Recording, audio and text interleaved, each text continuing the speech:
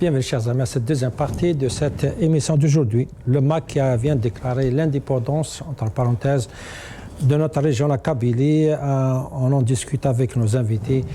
Karim Tabout à partir d'Alger, Maître Salah Debbouz à partir de Bruxelles et bien sûr M. Adel Khalif ici dans le studio. C'est Adel, je vais commencer avec vous cette deuxième partie. Vous avez parlé que peut-être c'est une occasion pour le pouvoir algérien de se réconcilier peut-être avec les régions, avec les Algériens et de dépasser cette, entre parenthèses, cette crise. J'aimerais bien d'abord entendre votre avis sur l'approche du pouvoir par rapport à cette démarche du MAC, parce que beaucoup l'ont considéré comme une provocation. Vous imaginez que Boudin, le président de l'RND, qui est un parti, je peux dire, vomi déjà par tous les Algériens, spécialement vomi par la Kabylie, il a osé partir en Algérie, à Tizi Ouzou, pour déclarer comme quand Tizi Ouzou allait algérien. On l'écoute.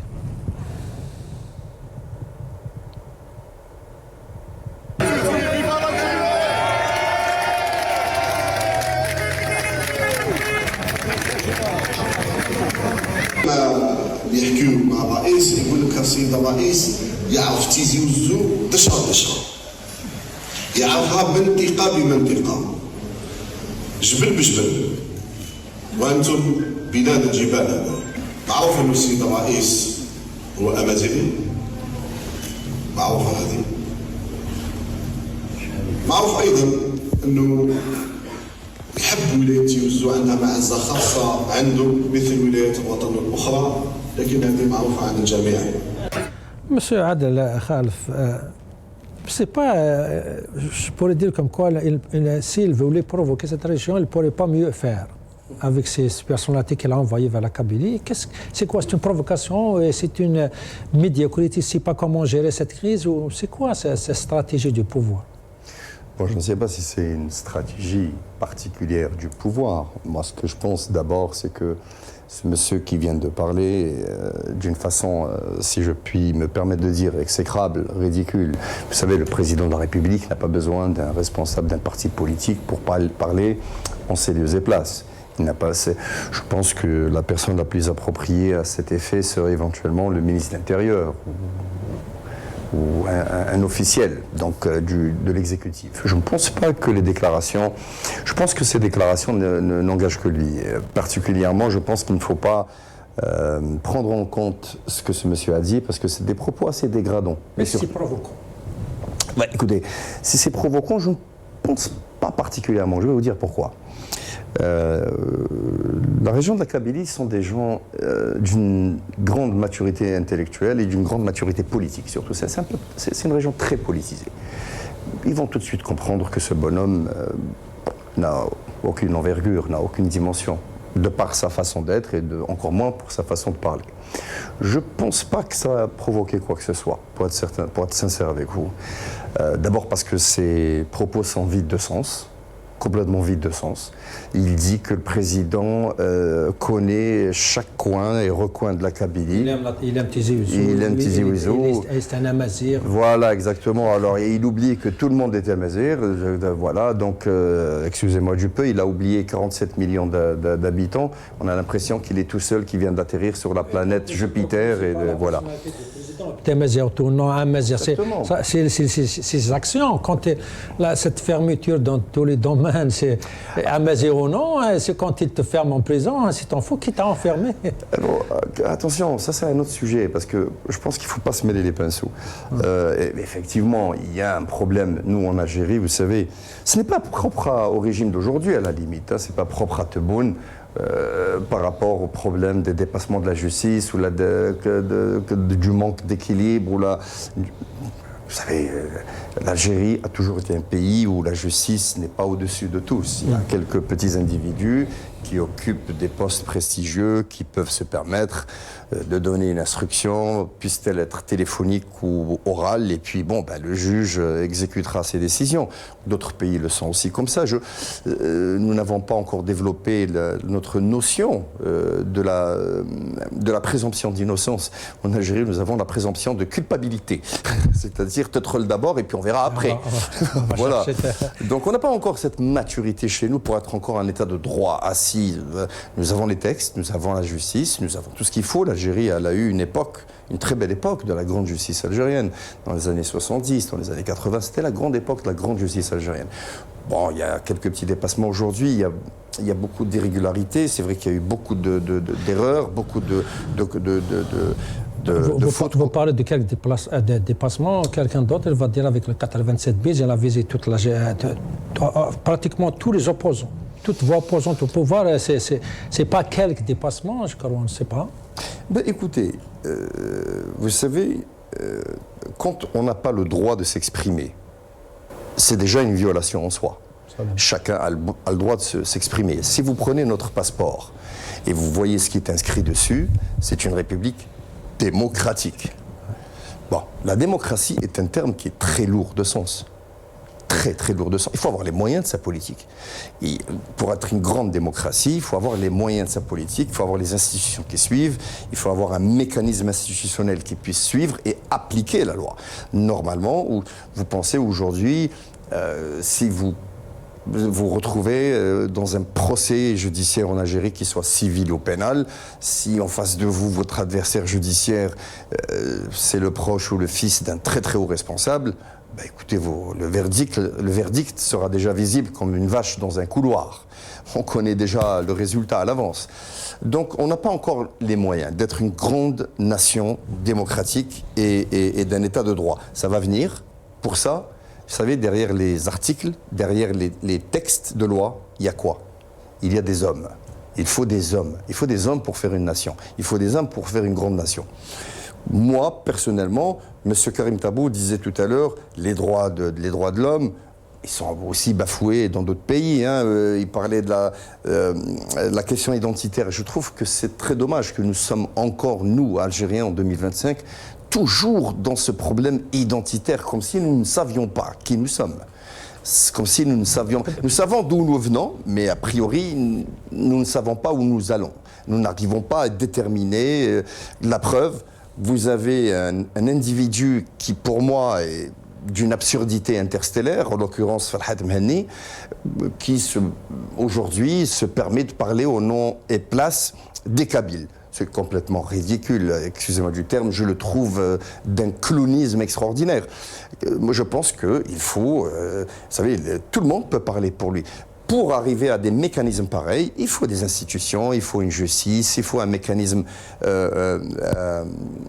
juridique, il faut de l'administration. C'est pas juste comme ça, vous avez un petit bonhomme qui vient, qui se déclare. Je trouve, d'ailleurs, je pense sincèrement que M. Farhad Mehani devrait faire l'objet de poursuites judiciaires en France, parce que je trouve que cet acte est un acte extrêmement grave. Maintenant, que ça soit légitime ou pas, ce qu'il demande, ça c'est sans problème, parce que pour moi, il n'engage que sa personne. Je ne pense pas qu'il engage la Kabylie, je ne pense pas qu'il engage l'Algérie, je pense que nous demeurons un peuple uni. Par contre, votre question est très importante. Aujourd'hui, j'appelle, moi, citoyen, modeste citoyen, je ne suis rien, moi, comparé au peuple. Le peuple, c'est la masse, c'est le pouvoir. Un jugement juridique, donc de la justice, est rendu au nom de qui ? Il n'est pas rendu au nom du président de la République, il est rendu au nom du peuple. C'est l'ensemble représentant la masse absolue sur qui la loi s'applique, donc le peuple. Je pense qu'aujourd'hui, sur un plan sociétal, administratif, institutionnel, économique et autres, il faudrait qu'il y ait un peu de geste de l'État, d'accord, pour se rapprocher du peuple. Essayer d'améliorer le secteur sanitaire, essayer d'améliorer l'économie. Vous savez, quand le bâtiment va, tout va, y compris la politique internationale. Est-ce que l'intention de faire ça? C'est ça la question qui se pose, parce que pendant 6 ans, durant de Tebboune, maintenant il y a beaucoup d'Algériens qui disent comme quoi on était mieux sous l'ère de Bouteflika que maintenant. Ça, c'est terrible de dire ça, mais après une hiérarchie des millions d'Algériens qui étaient dehors, on est arrivé à un point où on se demandait pourquoi on a jeté, si je peux dire, Bouteflika dehors. C'est ça la question qui se pose. C'est quoi la responsabilité de ce pouvoir d'obliger un Algérien de sentir, d'avoir un sentiment pareil? C'est quoi sa responsabilité? Je pense que la responsabilité du pouvoir aujourd'hui, quand on parle du pouvoir, il faut être précis. quand on dit pouvoir, ça veut dire on dit présidence. Hein. C'est le pouvoir civil, c'est pas le pouvoir militaire. C'est le pouvoir civil qui règne. D'accord? Donc. Ça, c'est un autre avis, M. Adel, parce que d'autres disent comme quoi on a une façade civile, mais ceux qui gouvernent de vrai sont derrière, sont les militaires. Ça, c'est une opinion beaucoup d'Algériens partagent peut-être. Écoutez, à titre personnel, vous connaissez, je pense, quelle est ma position par rapport à cela. Vous savez, moi j'ai toujours dit que l'Algérie c'est pas un pays avec une armée, c'est une armée avec un pays. Moi je pense qu'avec les conjonctures internationales aujourd'hui, il y a de quoi se rassurer d'avoir une armée aussi forte que la nôtre. C'est toujours très important pour un pays d'être fort. Fort d'abord par son peuple, mais surtout par son armée. Et ça, c'est un autre débat. Je pense qu'aujourd'hui, la responsabilité du pouvoir, à mon humble avis, je pense que le président de la République a complètement échoué sur le choix des hommes. Il n'a pas su construire une élite autour de lui pour construire une économie. Bon, je suis complètement en désaccord avec pratiquement la plupart des choses qu'il a faites. Je tiens à rappeler d'ailleurs, et je ne sais pas si les gens en ont souvenance, vous savez, en 2017, quand l'actuel président de la République, jadis Premier ministre, je pense que déjà à l'époque, il avait déjà montré, on va dire, allez, on va lui donner le bénéfice du doute, il avait montré sa bonne foi, parce qu'il avait attaqué volontairement Ali Haddad par rapport à ses dépassements de l'époque. Et il n'acceptait pas sa corruption. Donc je pense que il y en a ni à terreau, peut-être sûrement les bonnes. J'en suis convaincu. Mais maintenant, ça c'est le quoi. Mais après, il y a le comment. Alors le comment, il ne sait pas faire. Il ne sait pas faire parce qu'aujourd'hui, on peut critiquer Bouteflika, on peut critiquer Tebboune, mais le fait accompli est là. Je cite, à l'époque de Bouteflika, je suis désolé, mais le bonhomme a construit une autoroute Est-Ouest, bon, avec tous les scandales, la corruption, etc., etc. Il a construit des aéroports, il a construit des ponts, il a construit des barrages, il a construit des écoles, il a construit des stades, il y a des infrastructures construites à l'époque de Bouteflika qui sont aujourd'hui visibles. Excusez-moi, monsieur Abdelmajid Tebboune s'est entouré d'hommes qui lui ont construit quoi aujourd'hui? Lui, il veut construire, mais ils lui ont construit quoi? Montrez-moi un seul chantier, une seule Bereka Wahda Tebnat depuis 2019. Rien. Il n'y a que des problèmes économiques, le chômage est à la stratosphère, il y a un problème d'industrie, nous avons détruit, il n'y a aucune orientation économique, il y a une chute cataclysmique de la monnaie, il y a une économie asphyxiée, il y a l'esprit de confiance qui est parti, que ce soit de l'investissement à l'interne ou des IDE, des investissements directs étrangers. Il y a les agences de connotation à l'international qui ne donnent pas un score bon pour l'Algérie parce que les investisseurs font appel, vous savez, des agences comme Deloitte, comme Standard & Poor's, etc. sont des agences qui font une expertise, une évaluation. Quels sont les risques d'investir en Algérie? Aujourd'hui, le score de l'Algérie est déplorablissime. Les gens ne viennent pas mettre leur bille dans notre pays parce qu'il y a une administration complètement saturée, une justice complètement dépendante d'un pouvoir exécutif, un système fiscal qui date de 1900 Charles Aznavour, un système bancaire qui date de Toutankhamon, et puis voilà. Donc nous n'avons pas réussi à construire une économie, donc automatiquement, qu'est-ce qui se passe? Il y a un divorce avec la mentalité du peuple, parce que le peuple, il n'y a pas besoin de sortir de son cire. Il faut travailler sur ça. Une fois que l'État travaille sur ça avec efficacité, que le président de la République soit entouré d'hommes, des vrais, pour réaliser cela, et bien après, Cha'bak et Jimak, parce que le président, et je le dis,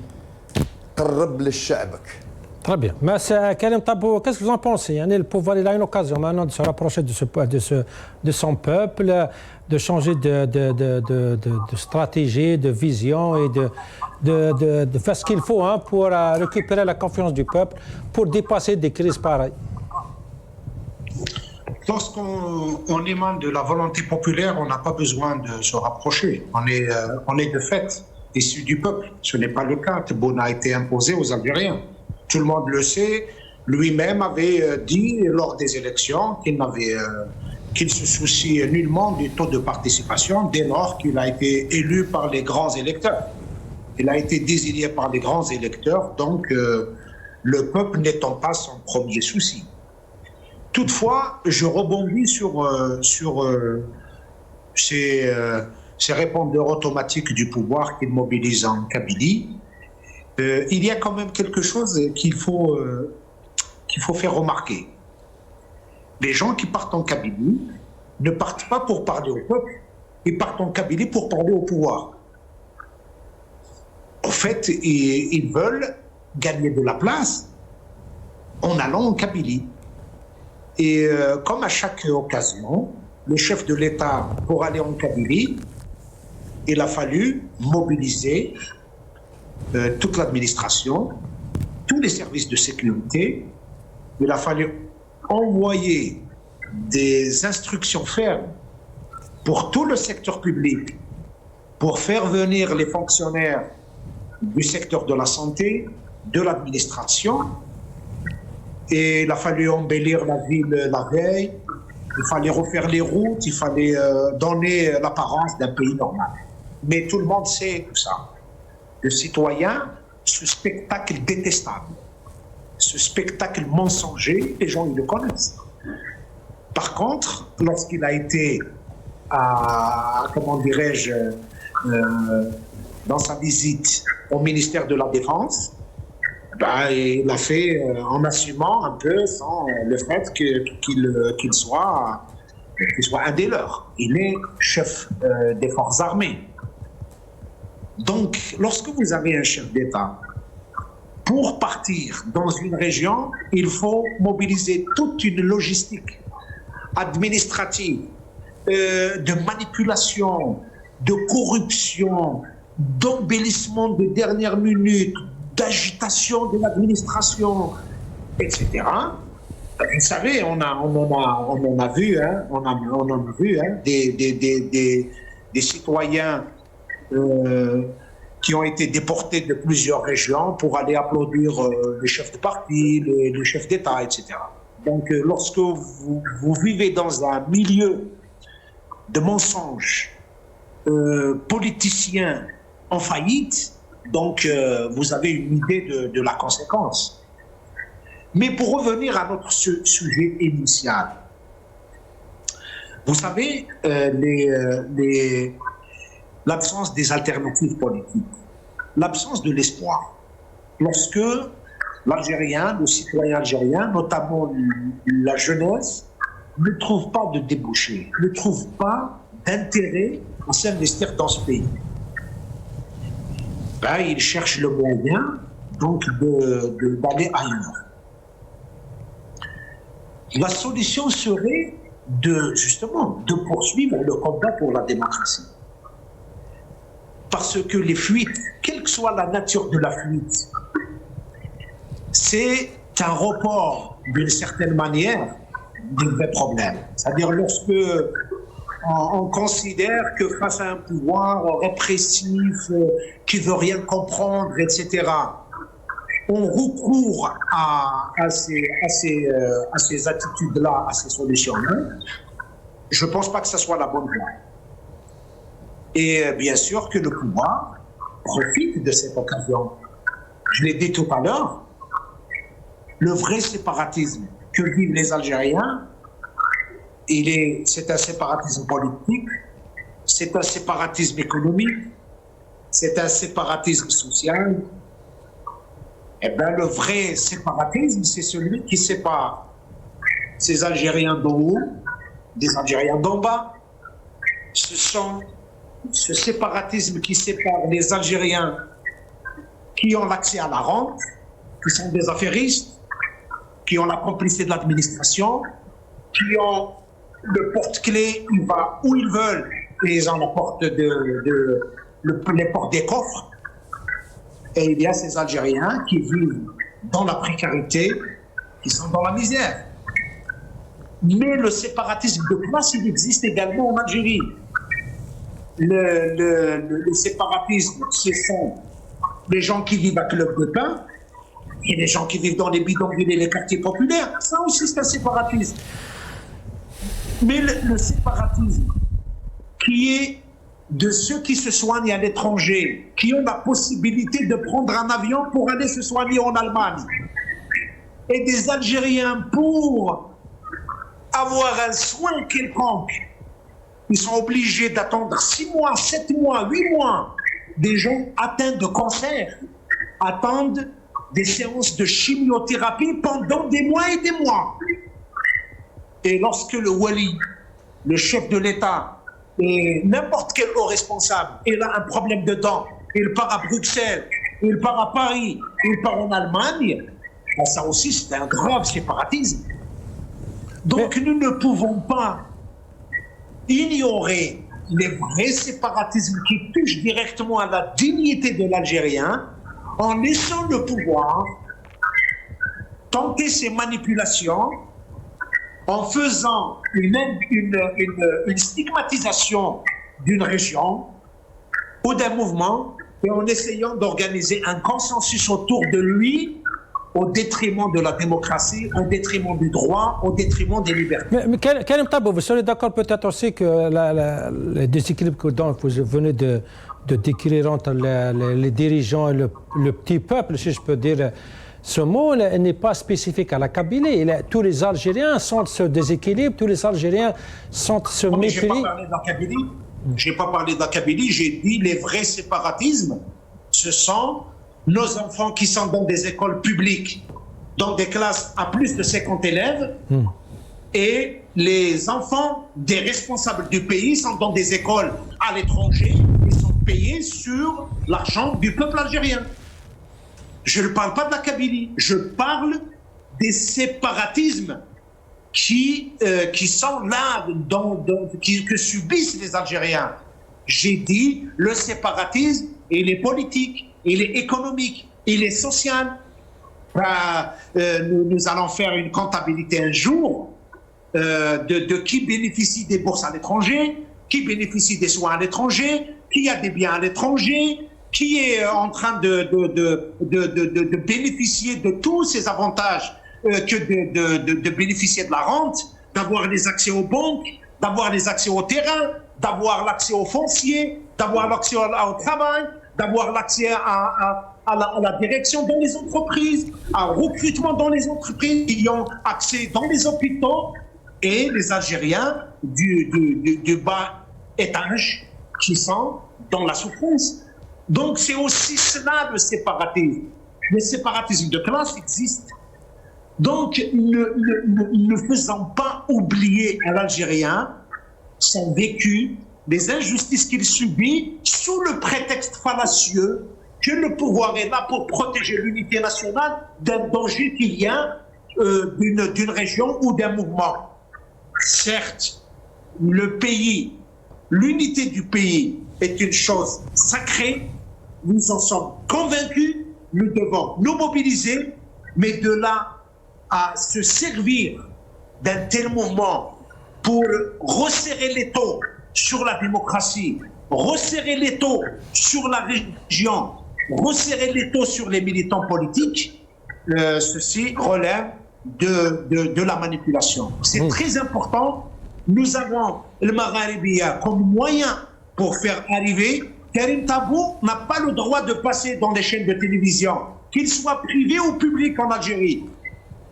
Donc, le discours que nous avons envie de faire arriver aux citoyens, nous n'avons pas les canaux par lesquels nous pouvons les faire arriver. Karim Tabou est interdit de faire la politique. Par contre, les répondeurs automatiques du pouvoir, on leur livre les salles, plus encore, on leur ramène des applaudisseurs et des applaudisseuses. Très bien. Et c'est ça la situation de notre pays. Très bien. Maître Salah Debbouze, peut-être Karim Tabou a mentionné une chose très importante, que le mal dont vit l'Algérie tout entière n'est pas réservé à une seule région. Le mal, le mépris, l'injustice, soit économique, soit social, soit culturel, tous les Algériens le vivent chaque jour.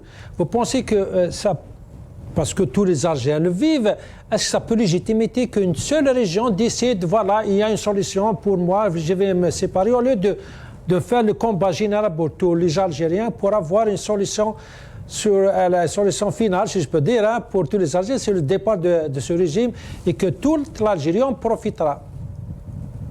Écoutez, il faut, pour trouver des solutions, il faut être franc.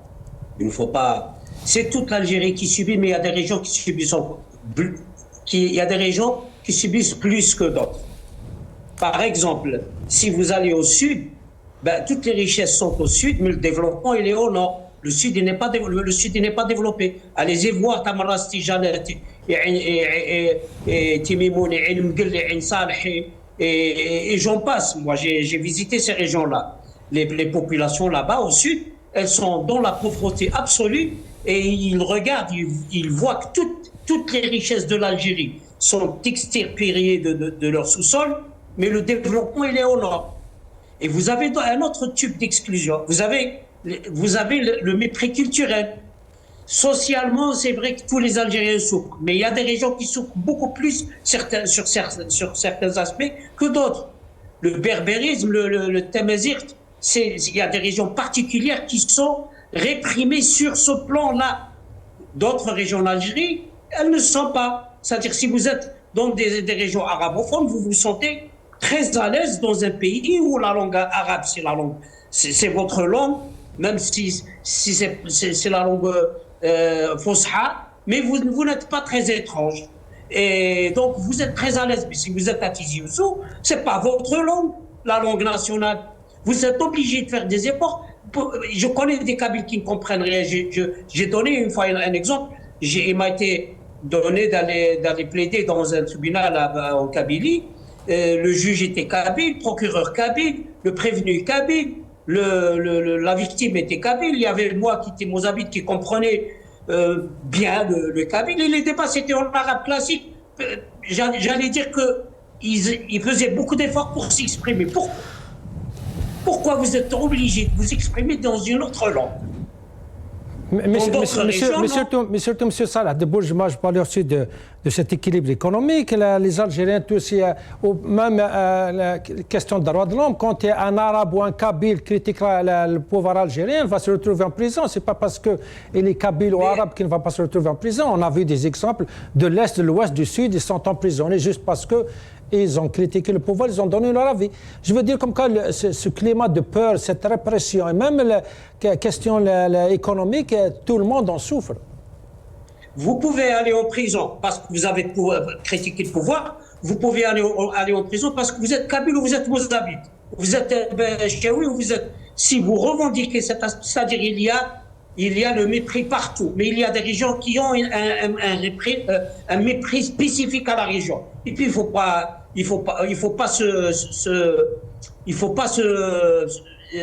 regarder la vérité en face.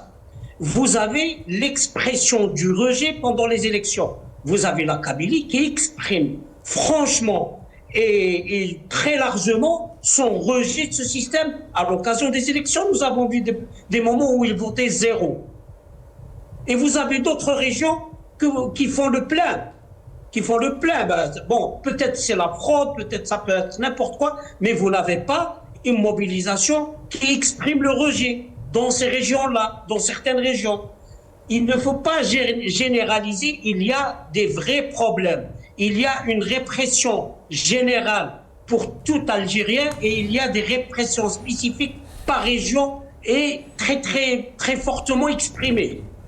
C'est-à-dire, vous ne pouvez pas vous exprimer, vous ne pouvez pas exprimer votre appartenance culturelle. Vous ne pouvez pas être autrement que le modèle décidé par l'Algérie. Il faut le dire. Quand j'étais en Algérie, il y a des gens qui avaient choisi d'être, par exemple, Ahmadi, ils étaient directement en prison parce qu'ils ne sont pas dans le modèle décidé par le pouvoir, qui est être arabo-musulman sur le rite malikite. Moi, je fais partie du rite ibadite, par exemple. Je sais que les ibadites, s'ils ne se calment pas un peu et s'ils ne se disent pas on est des malikites, mais juste qu'on porte le nom ibadite et qu'ils oublient, qu'ils font un petit peu taire l'aspect différent du malikisme, ils vont être réprimés. C'était à l'époque du Cheikh Bioud, il y avait du chouyour qui voulait faire valoir la différence de l'ibadisme, la richesse de l'ibadisme, ils étaient réprimés. Cheikh Bioud était en prison à l'époque de Dembla parce qu'il avait exprimé quelque chose de différent. Ça, c'est les vérités, il faut les dire. Il ne faut pas dire que tous les Algériens sont pareils.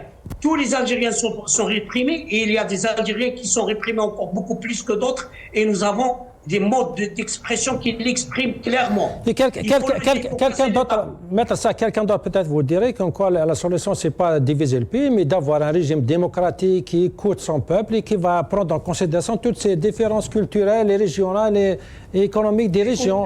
Si Salim, excusez-moi, je veux juste dire une chose. D'abord, ça c'est le diagnostic. La solution, c'est quoi? Chacun de nous peut imaginer une solution, mais l'histoire nous a appris quelque chose. Quand une crise, elle est tenace, c'est l'éclatement qui apporte les solutions. C'est-à-dire les gens, ils savent qu'ils souffrent aujourd'hui, ils ne sont pas conscients du danger où ça va mener, ces souffrances, et toutes les révoltes et toutes les révolutions à travers le monde se font après une crise aiguë. Attention, la société algérienne s'est révoltée contre le colonialisme français, mais elle ne s'est pas encore révoltée contre les forces d'inertie qui empêchent son développement à l'intérieur de la société. Au-delà du pouvoir qui exploite justement ces forces d'inertie. Nous avons un pouvoir qui prétend être démocratique et national, mais qui en fait il est tribal. Clairement, on le voit. Si vous avez un président d'une région, il ramène sa région, il ramène même sa tribu, il ramène son beau-frère et son frère, etc.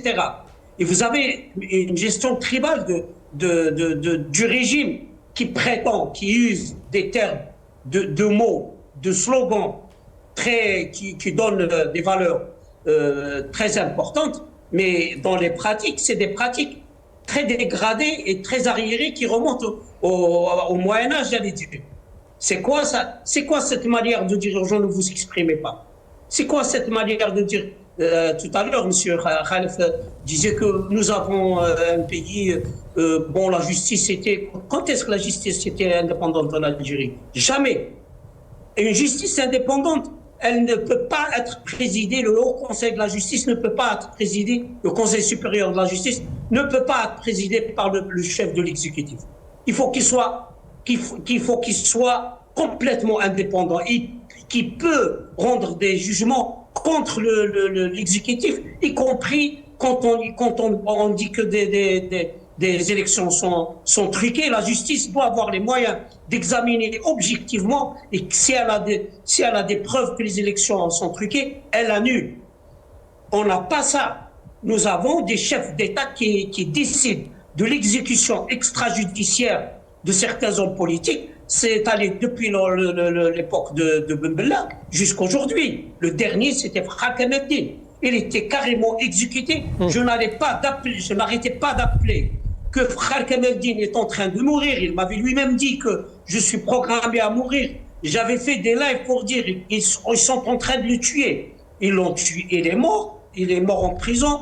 Et quand sa famille avait déposé une plainte contre cinq personnes qui avaient été désignées comme responsables de sa mort, la plainte en violation du code procédure pénale était refusée. C'est-à-dire le juge d'instruction avait refusé d'ouvrir une information judiciaire en violation de la loi. La chambre d'accusation a appuyé sa décision et la Cour suprême, je ne sais pas ce qu'elle a fait parce que j'ai quitté l'Algérie avant de savoir ce qu'a décidé la Cour suprême. Et vous appelez ça une justice indépendante? La moindre des choses, quand il y a une mort, qu'il y ait une plainte, la moindre des choses, c'est d'ouvrir une information judiciaire. Ça, c'est pas une justice indépendante.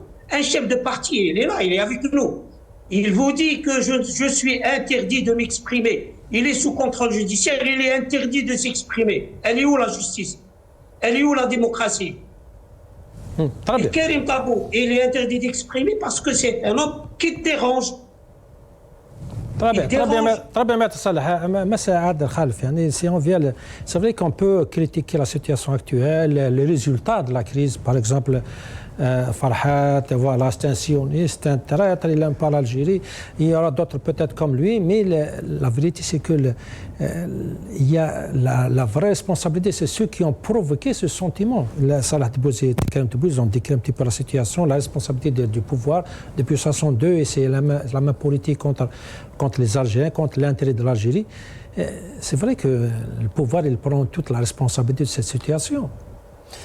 Oui, parce que nous sommes un pays, l'Algérie c'est un pays qui a toujours été un pouvoir hyper présidentiel. Certes, le président de la République représente donc le chef suprême, c'est la fonction suprême, mais il y a aussi donc le gouvernement, l'exécutif, qui doit être mené par un Premier ministre, enfin bref, la structure d'une République. Mais c'est vrai qu'en Algérie, le président de la République, c'est lui qui décide le quoi, le comment, le quand, l'avec qui et le pourquoi. Ça a toujours été comme ça sera toujours comme ça. C'est aussi le président de la République qui est chef suprême des armées, ce qui est tout à fait normal, c'est le cas de la France, mais qui est aussi ministre de la Défense. Moi, je trouve ça un peu étrange, parce que pour moi, normalement, un ministre de la Défense doit être un militaire. Mais ça, c'est mon opinion, moi, bien sûr. Donc, aujourd'hui, on n'a pas franchement réinventé l'eau chaude.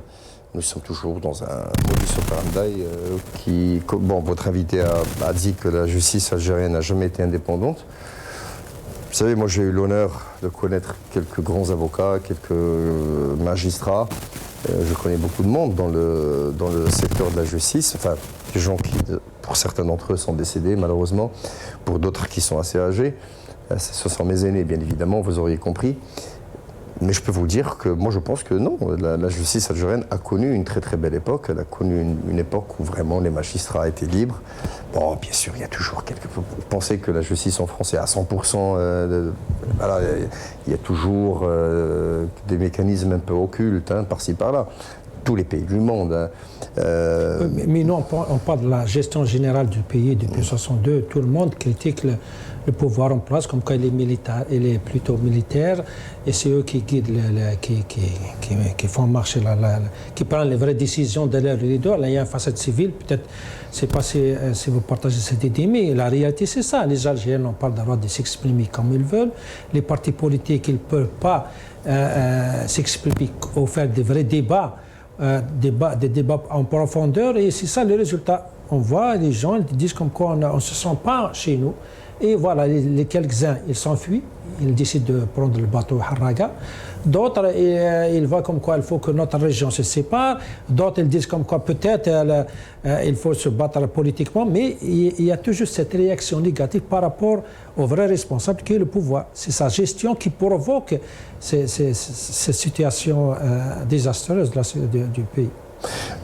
Parfaitement. Je pense que je ne pourrais pas contredire ce que vous venez de citer.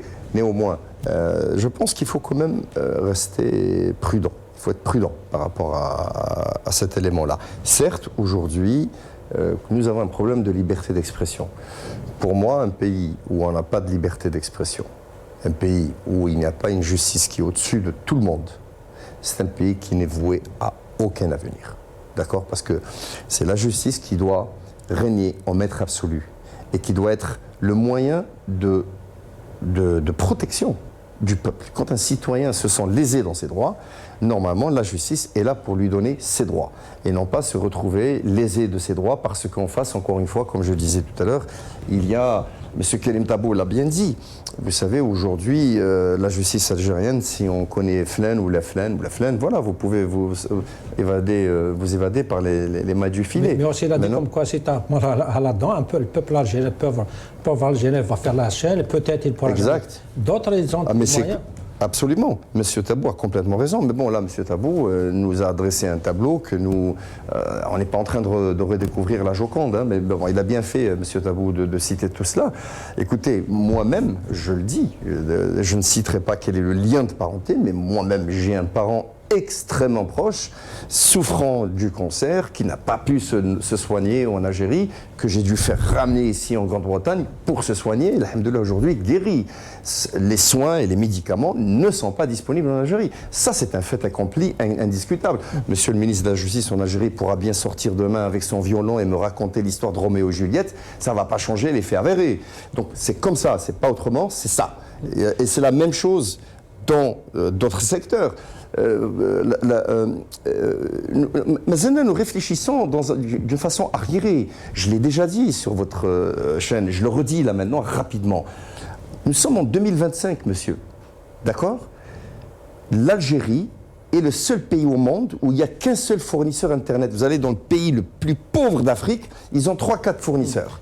Le peuple algérien n'a pas le droit d'avoir du choix, n'a pas le droit de vivre. Moi, je pense surtout que vous avez dit tout à l'heure, comme quoi c'est maintenant au régime algérien de changer un petit peu, de s'approcher de ça. Est-ce que vous pensez que le régime algérien actuel, celui qui a géré le pays depuis 62, personne ne peut nier ça, il a l'intention, il a le désir, il a cette vision de se rapprocher de son peuple. Est-ce que vraiment il cherche à se rapprocher de son peuple? C'est ça le problème en Algérie maintenant. Chauffe. Oui, il s'en fout. Pour lui, l'Algérie, elle lui appartient. Le petit peuple, voilà, tu cries, tu pleures, tu t'enfuis de l'Algérie, ça c'est un autre problème. Mais pour lui, il est le seul garde-chassé, si je peux dire, de l'Algérie, et personne d'autre. C'est ça peut-être le problème. Je pense qu'il y a des symptômes dans la société algérienne qui ne facilitent pas cette idée, cette théorie que que le système se rapproche du peuple. Je donne un exemple très simple. Sûrement que le système veut. Attention, quand on dit système, ça veut dire on dit l'État, on dit la présidence, parce que l'État c'est large, c'est beaucoup de choses. Le gouvernement, la présidence. Est-ce qu'ils veulent se rapprocher du peuple? Personnellement, moi, je constate, je parle de ce que je sais. D'accord? Anaya, je suis citoyen algérien. J'ai eu la chance de faire beaucoup de choses pour mon pays. Mais on ne m'a pas permis de finir mes travaux, de réussir donc dans mon pays. Votre réponse? Donc je pense qu'aujourd'hui, il suffit, en Algérie, malheureusement, hélas, pour avoir accès aux privilèges, pour avoir accès aux largesses de l'État, tant sur le plan économique, tant sur le plan médical. M. Tabou a clairement dit, avec des éléments très justes, qu'il y a des gens qui attendent des mois et des mois et des mois pour avoir un traitement, qui souffrent du cancer et qui attendent d'avoir un traitement. Qu'est-ce que vous dites à M. Maître Salah Debou, qui dit comme peut-être qu'il y a des Algériens qui eux, pour eux, la seule solution, c'est voilà, les solutions extrémistes, radicales, et voilà, une décision peut-être de séparer notre région. Ça, pour eux, c'est une solution à cette crise, à cette situation que vous décrivez. Peut-être d'autres, ils voient d'autres solutions, mais c'est une solution parmi d'autres solutions. Vous savez, monsieur, je vais vous répondre à votre question d'une façon expressis verbis. Je suis en total désaccord avec les déclarations de votre invité, M. Debbouze, tout en le respectant parfaitement, parce que, encore une fois, c'est la liberté d'expression, donc la texture de notre émission ou du débat. Je pense que la violence n'a jamais rien arrangé, n'arrangera rien, tant sur le plan sociétal, tant sur le plan diplomatique. Regardez les erreurs commises par la diplomatie algérienne, avec beaucoup de pays aujourd'hui qui nous cause beaucoup de problèmes. Je pense que faire une déclaration, dire que l'éclatement, je cite le terme utilisé par votre invité, l'éclatement est la solution, je pense que ça, c'est des déclarations qui sont très maladroites. Je pense que la solution, ça serait un geste de bonne foi. Un geste de bonne foi des autorités, de l'État. Est-ce qu'ils ont cette bonne foi? C'est ça la question. Maintenant, la question, on la pose à eux. Avez-vous cette volonté de le faire? Si vous avez cette volonté de le faire, j'aurais pu le faire avant. Do not do it, just do not say it, do it. Ne le dites pas, faites-le. Donnez des gestes. Libérez les détenus d'opinion, puisqu'a priori, on dit qu'il n'y en a pas, moi je pense qu'il y en a. Redonnez. Il faut penser à Shahel Mel Bkat. Pour des raisons larges. Mais il faut aussi penser à combien de parents qui pleurent parce que leurs enfants, aujourd'hui, n'ont pas d'emploi, n'ont pas de perspective, n'ont pas d'avenir, n'ont pas de sentiment de sécurité par rapport à leur futur. Pourtant, le Hirak, c'est Adel, il a lancé le message clair, comme pour lui, il n'y a aucun espoir de ce pouvoir. Il ne pourra pas changer parce qu'il ne peut pas changer en une année. Il a l'occasion de changer depuis 1962. Il avait plein d'occasions pour essayer d'ouvrir le champ médiatique, politique, essayer de permettre aux Algériens de s'exprimer. Ce n'est pas maintenant, en 2025, qu'il va essayer de changer. Et c'est pour ça peut-être le slogan phare du Hirak, qui est Trohouga. Peut-être c'est le message clair de la population. Je conclus très très rapidement en vous disant une seule chose, monsieur. Et ça, je pense que ce que je vais vous dire n'est pas quelque chose de nouveau pour vous, ni pour vos téléspectateurs. Le peuple algérien est un peuple merveilleux, est un peuple magnifique, est un peuple affectueux, est un peuple rajla, femmes et hommes. D'accord? Ce peuple est très facile à négocier avec lui. C'est très facile. Quand on fait un geste de bonne foi à ce peuple magnifique, avec de la positivité. Il n'y aura pas de retour de manivelle négative. Si le président de la République s'entoure d'hommes qui sont capables de lui dire quoi faire et comment le faire pour améliorer l'état du peuple, l'état de la société, l'état de la nation, croyez-moi, quand vous avez votre peuple derrière vous, c'est plus fort que d'avoir l'arme nucléaire. Très bien, très bien. Mais Karim Tabo, je vous laisse le dernier mot. C'est bien d'avoir un débat. Malheureusement, ce débat, on ne pourra jamais l'entendre en Algérie parce qu'on ne permet pas aux Algériens de s'exprimer librement. Mais Karim Tabo, le dernier mot, juste un mot sur... Parce que j'ai l'impression, moi, sur Kabyle, c'est de petits bisous. Et j'ai ce sentiment que nous, on doit toujours montrer notre patte blanche. Il faut montrer le drapeau algérien un peu partout pour dire comme quoi non, on n'est pas séparatiste, nous on est avec l'Algérie, contrairement aux autres régions. Est-ce que vous pensez qu'on doit montrer notre patte blanche au moment où nos ancêtres sont sacrifiés pour ce grand pays? C'est du délire de l'administration que de vouloir apporter la démonstration que, voilà, en Kabylie, c'est le drapeau national. Mais en tout cas, ce n'est pas la première fois. J'ai une d'ailleurs, les Wadi, les chefs de Daïra, avec leurs clients locaux, ils ont réduit toute une identité, toute une culture à un plat de couscous. La folklorisation de la culture, la clochardisation de la politique, mais c'est leur fort. Mais toutefois, je précise quand même une chose, j'aurais bien aimé avoir des possibilités encore que l'échange avec M. Debbouze, que je respecte beaucoup, nous avons partagé beaucoup de choses dans notre combat. Certes, les Algériens subissent le déni. Et en plus du déni politique, social, économique, etc., il y a le déni identitaire. Mais quand même, il est important de faire remarquer la chose suivante. Les Kabyles qui sont bien avec le pouvoir, le pouvoir, il les reçoit bien. Ils détestent les Kabyles qui le contestent. Les islamistes qui sont avec le pouvoir, ils sont bien. Mais les islamistes qui le contestent, ils les rejettent. Les partis politiques qui sont d'accord avec lui, ils les acceptent. Et vous remarquez par vous-même qu'au sein du pouvoir, il n'y a pas que ces problèmes. À l'intérieur du pouvoir, il y a un partage d'intérêts et il n'y a absolument aucun problème.